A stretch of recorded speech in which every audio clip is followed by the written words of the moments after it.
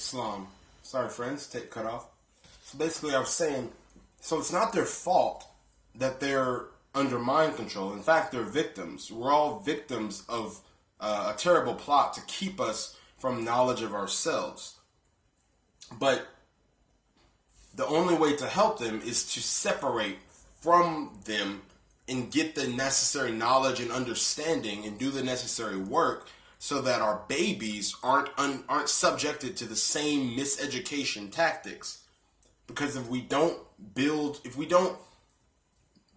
institutions, and I'm talking governmental institutions, educational institutions, infrastructure, the type of stuff that the Europeans have in their European Union called the United States, if we don't build that for ourselves, then our children will be subjected to the same treatment as us and worse treatment, because we talked about memes in the last tape. Memes have a tendency to grow. That's their very nature, to grow, to convert people into their way of thinking. Same way that the Christian church or Islam will, I'm talking dogmatic Islam, the same way that they will go out and proselytize and convert people to worship their God name, not their God, because there's only one. Honestly, there's only one. If we're talking about the universal principle that keeps this universe ticking, that keeps the sun, the moon, the stars turning around their orbits, we're only talking about one, but they have different names for that one, where truth is like a circle, 360 degrees. You're standing on the left, I'm standing on the right. We see an entirely different thing. Until we go inside the circle and become the circle symbolizing spirit, then we see all 360 degrees at once. In order to do that, you have to rise above the consciousness of a Negro, because a Negro only sees what the European has given him. When I say the European, I mean his infrastructure, his system, the schools, the TV, education, entertainment, all of that is European stuff. So most of our people have been educated, thoroughly educated, or indoctrinated, I should say, by European institutions, which makes them useless for building a Moorish nation. Sad to say, but true. It's kind of like that saying, build it and they will come. That's where it is now. We have to build it and they will come. We have to go and get the understanding and the gnosis ourselves. Then once they see how it's benefited us, then they will have somewhere to go. Does that make sense? Makes sense. I'll go on.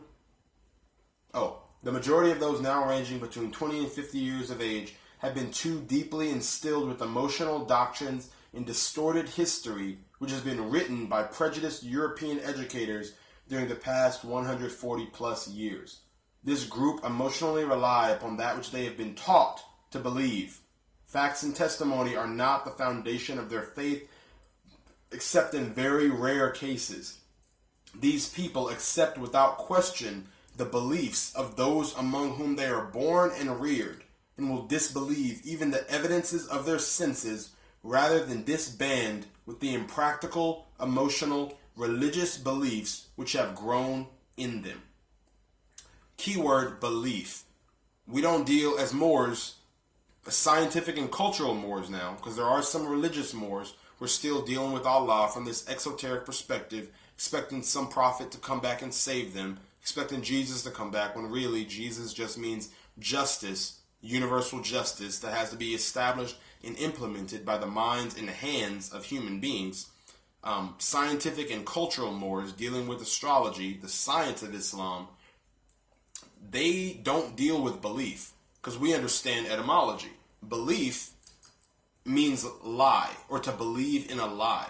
The root word of belief is be-lie. Look up the word, B-E-L-I-E. Basically, it means to give somebody something, an idea, as the truth, when really it's a lie, and to make them believe in it. So be-lie, to put somebody into a lie, to put somebody under a spell, mind control. The word belief, or believe, means to accept that lie as the truth for yourself without any facts to support it. So you have these people out here having these religious beliefs, having these beliefs. Basically, they have these lies, these cherished lies. And that's the real problem with religion. I I'm a spiritualist. I'm an occultist. I deal with the spirit on a very high esoteric level. But I don't have any beliefs about the stuff. I want to know. I want to deal with the science of it. The science of astrology has a very esoteric aspect to it.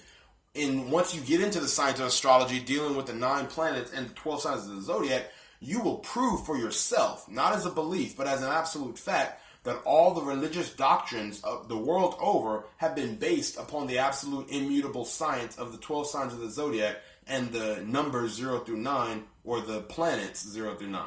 So that's not a belief. That's a science. But the thing is, most of our people, when they're dealing with religion, they're dealing with beliefs. My God lets me eat peanut butter sandwiches, so that's why I worship him. Like a group of people who are drunk on beliefs, drunk on the wine, they cannot solve their economic, social, political, and spiritual problems on a global scale because they've been made the slaves of those who create their beliefs. So, as a master astrologer, a person who understands the science of the 12 signs of the zodiac and the planets and the actual energies, not dealing with the names or the beliefs that have been built up around the energies, but dealing with the energies themselves, the actual spiritual entities. Understanding that, you can create a system of religion and put 1 billion people under your spell and have them massaging your feet for 1,000 years based on your knowledge. But they're dealing with a belief. They're dealing with something that came out of your universal understanding. That's the power and that's the evil of religious beliefs. So part of that governmental program, the G.O.D, Government, Ordinance, and Department of Justice, is educating the entirety of humanity, raising them up into a status where they can actually understand the science of the zodiac for themselves, and they don't have to have other people spoon feed them spiritual truths and spiritual precepts, because it's human nature to want to rely on another human being for the solution to your economic, social, political, and spiritual problems. And it's also human nature, the lower side or the lower self of human nature, to want to exploit the weak and ignorant and take them for all they've got. So basically, Europeans, being representative of that lower nature inside of us Moors, being actually the ejaculation, so to speak, of all of our negative energy taking on a physical form, we're basically seeing what happens when people use knowledge and understanding to enslave others.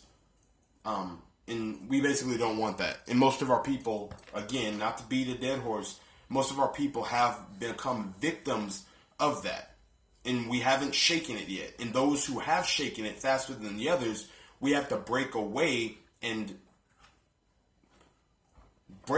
from the slave culture so that we can help those who are still enslaved by it, to put it very simply. And I think I've pretty much read all that I want from that part. I'm actually going to go over another portion. So in the same video, because this second part could actually be another video in and of itself because it's so intricate. But I just want to basically say, because we were talking about the beliefs, and we also talked about the science of Masonry and the science of Islam and the science of astrology, which are actually all three one and the same. The universal truth that never grows old or passes away, which is actually the culture of our ancestors. And that science, that culture of our ancestors, again, reading from page 7, Clock of Destiny, Volume 1, penned by the hand of the Master C.M. Bay, says, our code of facts, meaning the Moorish Nation, perfection, and the guidance of practical wisdom comprise 0, 1, 2, 3, 4, 5, 6, 7, 8, 9, and 0, the incremental numbers 3, 6, 9, and 12, the universal standard rule of measurement, and the letters of the alphabet. That's our code of facts, perfection, and the guidance of practical wisdom. Astrology is the code of the Moorish Nation, our forefathers of this hemisphere, who founded the Universal Order of Islam 1,300 in 67 years ago, which today is more like 1,438 years ago, and re-educated the confused human family, thereby establishing the greatest civilization that the world has ever known, the civilization in which we now live. The numbers 0 through 9, 3, 6, 9, and 12, the 60 seconds of the minute, 60 minutes of the hour, and also the letters of the Arabic alphabet, all of which comprise the culture of the Moors, are forefathers of the Muslim world, who are often referred to in Christian literature as Mohammedans or heathens. So basically, our code of facts is very simple. It's mathematics. It's science. It's not any spookism like they would have you believe. Like the bleached out Arabs in the East, and even some of our poor unfortunate Moors in America are dealing with kind of a exoteric, dogmatic form of Islam that, believe it or not, was actually established for the bleached out Arabs to raise them out of their wickedness. They were practicing some very atrocious cultural habits when the Moor, Muhammad or Baphomet, went over there and civilized them and brought them into the science of Islam, baby stepping them, gave them the Quran detailing the works of Allah. Allah, again, being the Moorish woman and her son. So basically, our ancestors were not dealing with any form of dogmatism. We were dealing with, again, numerology, numbers 0 through 9, the 60 seconds of the minute, 60 minutes of the hour, the letters of the Arabic and also the English or the Latin alphabet, and also various esoteric practices, but which is all based upon the science of astrology. So we were scientists. We had mapped the entire universe, and we weren't dealing with dogmatism until we began to fall. And I'm going to read another short portion from this book, page 17. I strongly urge you to get Clock of Destiny Volume 1 and Clock of Destiny Volume 2, as well as the Holy Quran of the Moorish Science Temple Circle 7, and a book titled The Mysteries of the Silent Brotherhood of the East. All of these materials can be found on two sites. One is R.V. Bay Publications. That's RVBEY Publications.com. And the second site, which you might even prefer, because there's also loads of other information on the site, although both sites have multitudes of information. Second site is clockofdestiny.com. That's clockofdestiny.com. You'll be able to purchase all 4 books that I just mentioned on those two sites. We're reading out of Clock of Destiny Volume 1 again, page 17. Our Moorish forefathers had harnessed atomic energy and employed it for both good and ill many centuries before the red-skinned blondes of Patagonia, or Argentina, the original region of the Europeans, had become educated by the cultured Moors. Atomic energy is new to the white people, but not to the Moors. The Christian race and color scheme was founded upon the Moorish color code of electronics. And this is the important part. It is definitely impossible for a nation that is dominated by various secret orderism to solve its economic and social problems in the atomic age. Secret orderism. Here he is referring specifically to the secret society tradition of Masonry, Freemasonry, the European Masonry, and also the certain little magical lodges and the clubisms and the KKK, Knights of Columbus. Mention it. There's thousands and thousands of them. Even so-called black people have their own little clubisms, like the Divine Eight or the Divine Nine, all those Greek fraternities, the Boule, the Black Masons, so-called Prince Hall Masons, and all these other little cliques and things that are protecting these little cherished secrets and these secret passwords and these secret ritual rites and all that stuff. That's a mark of a lack of civilization when a group of educated people have to get together and go behind closed doors to practice what they consider to be divine science, and they can't share it for the economic and social benefit of all. That's a mark of a lack of civilization. And it's really part of the problem, to be honest. So he says it's definitely impossible for a nation that is dominated by various secret orderism to solve its economic and social problems in the atomic age. Also, I would say that Noble Drew Ali said very clearly that this is no secret organization. He said he came to take the veil off of all the secret orders. But if you look at the Moorish Science Temple, and I'm not even citing them particularly, but if you look at certain Moorish groups, and if you look at certain black groups, now you see that they are very secret, very clandestine with it. Like, I was actually speaking with a friend of mine. He was talking about back in like the 80s or the 70s or so. He was applying to join a Moorish temple. And they had him like blindfolded, and they had him go in, and they were doing like background checks and all this, because they were coveting their secrets and stuff. And they basically handed him like a Holy Quran of the Moorish Science Temple in 101 degrees. Like, are you serious? What's the big secret? What's the big, like?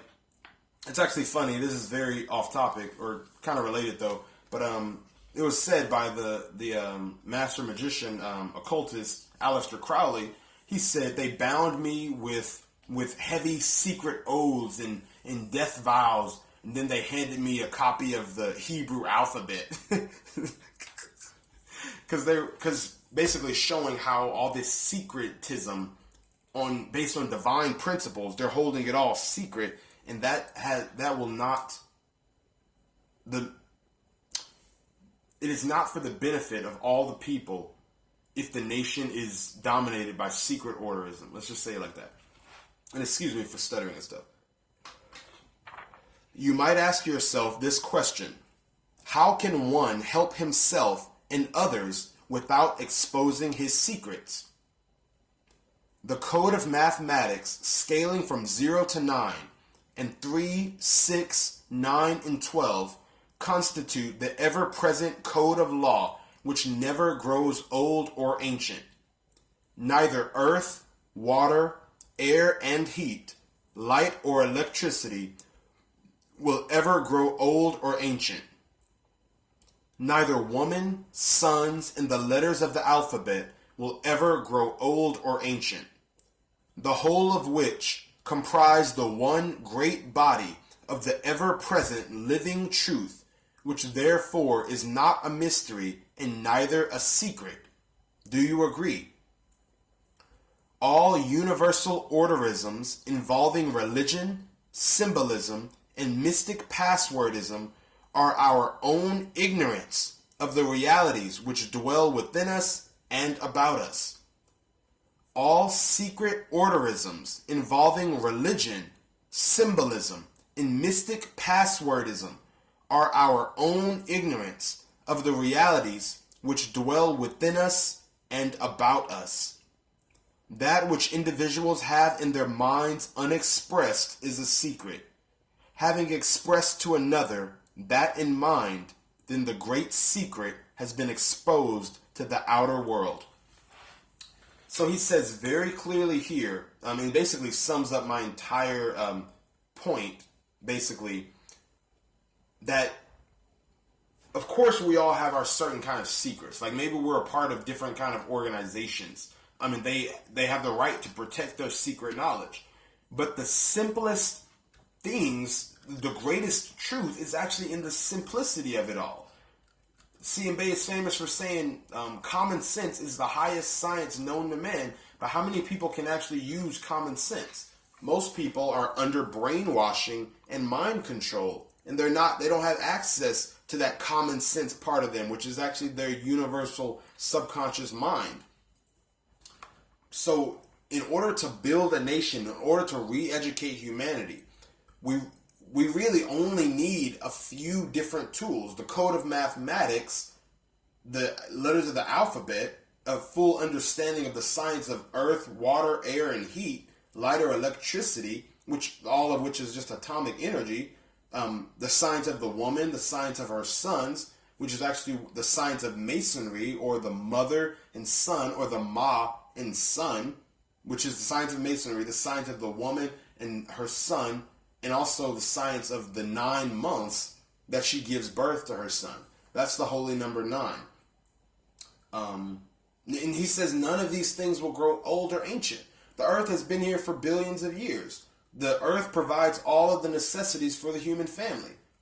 So then he goes on and says, all secret orderisms and all this symbolism and this mystic passwordism and stuff is only our own ignorance of the realities which dwell within us and all about us.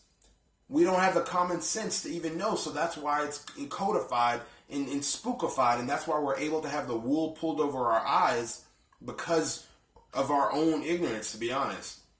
And that ignorance is going to result in calamitous events in the future unless we are able to peacefully and quickly re-educate the human family to the fact that Earth is really a community, and that we all equally rely upon each other for our economic, social, political, and spiritual progress. It's actually a story regarding those who go through the alchemical process of self-deification and raising their spirit to the vibration where they can actually leave the physical body and can go into the higher planes. Some of those who go through this process, they actually come back.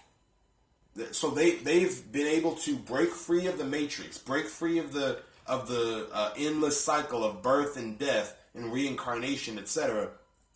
They've been able to break free of that cycle. They freed themselves by perfecting themselves and learning all the lessons that are to be learned here in this on Malkuth. But some of them come back when they have escaped from hell. They come back. Why? To spread light, to help others go through that process. Because in that process of learning all of these lessons, then they have actually realized that their brother men are suffering. And it would be very, very cruel of them, once having attained 360 degrees of knowledge, wisdom, and understanding, to leave their brothers in their own ignorance. So that's why you do have the phenomenon of prophets and holy men coming and preaching certain doctrines. They don't create these doctrines because they want people to worship in a certain way. Those doctrines are just basically the baby step the infantile human mind into a knowledge of truth, which is all about them and within them also. So it is incumbent upon all of those who can hear the frequency in this message, and all of those who are on the path of understanding themselves and understanding this world that we live in, to do their part to raise fallen humanity. Not just Moors. Of course, our priority is to raise Moors, because the Moors have got the short end of the stick universally. But the real task is to re-educate the entire human family to reality, because the Europeans need our help. They're basically in the status of a child who's murdered his father and is using his father's tools to run his father's empire, but he's doing it very ineptly because he doesn't have the wisdom or the consciousness of his father. That's in a nutshell, the story of the European nations and the Asiatic nations. They have our science, they have custodianship over our science and our culture, but they can't really use those tools because their fathers are buried in Hiram's tomb. So they badly need our help before they hurt themselves and everybody else any more than they already have. So I want to give you another term. The term esoteric. Please look up that word. ESOTERIC. The term esoteric basically means doctrine for the few. So there's 3 categories of knowledge. There is the mundane knowledge, which is everyday basic information. Nothing very special about that. Just basically how to make a peanut butter sandwich. That's mundane knowledge. Make a peanut butter sandwich. Then there's exoteric knowledge, which would be a higher echelon. exoteric knowledge pertaining to like religion would be reading the Bible on a basic exoteric version. So we're talking about Moses leading the Jews out of Egypt into the Promised Land on a physical level. This actually happened. This human being led these people, etc., like that. Reading it on a surface level, a basic, mundane kind of understanding of the thing. Whereas the esoteric version, the doctrine for the few, the part that only the very few, the elite, those who get initiated, they would get the higher understanding of those stories. They would basically be able to peer behind the veil. And actually, if you can see on the tarot card in front of us, we have the High Priestess, or Isis. She's actually the initiator, the one who takes you into that veil, into those secrets. She has the book of the law in her hand, partially unrolled. So if you woo her, or if you win her favor, she'll actually open the door and reveal to you the full secrets of nature. Very esoteric. And behind her veil are the secrets, mysteries that you can't even really... she won't really show you or reveal those mysteries. That's the hidden depth. So the esoteric, or the doctrine for the few, is actually peering behind the veil of Isis, peering behind the facade or the mask of knowledge into the esoteric heart of it. For an example of esoteric would be the science of astronomy, using geometry to actually map out the cycles of the planets, and so this planet has this kind of surface and it's made of this kind of gas, etc., etc. Whereas the esoteric part would be astrology, saying, regardless of what the surface of this planet is made of, this is a type of spiritual vibration that it emanates, and this is how it affects life on the planet Earth when it's passing through such and such sign at such and such time, when it's aspected to this planet, like that. So right now we're dealing with the science for the few. What I've just told you in these last two tapes, including this one, is basically saying that it's now time for the Moors who are interested in the esoteric, or the doctrine for the few, to stand up, get their degrees, so that they can be of great benefit for uplifting fallen humanity. Because with exoteric science, going to school to get your masters in this and that, that's fine. We need educated Moors, but we also need Moors who have a higher level of understanding. Moors who understand the esoteric, and understand the spiritual, and also understand the kind of the occult sociology and the occult psychology and the occult history. Occult meaning hidden. Those who can peer behind the facade of American society, and kind of see the underlying issues and can apply the remedy.